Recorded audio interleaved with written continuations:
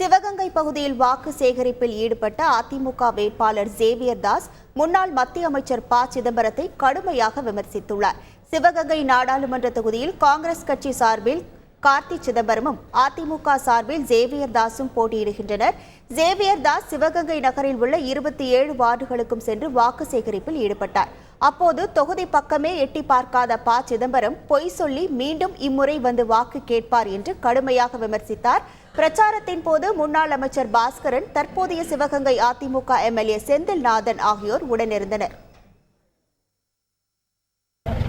நாடாளுமன்ற வேட்பாளராக பல ஆண்டுகளாக நீங்கள் வாய்ப்பளித்த கார்த்திக் சிதம்பரமோ ப சிதம்பரமோ இந்த பகுதிகளை ஒரு நலத்திட்டம் என்று ஒரு துருப்பை கூட சொல்லி போட்டது கிடையாது.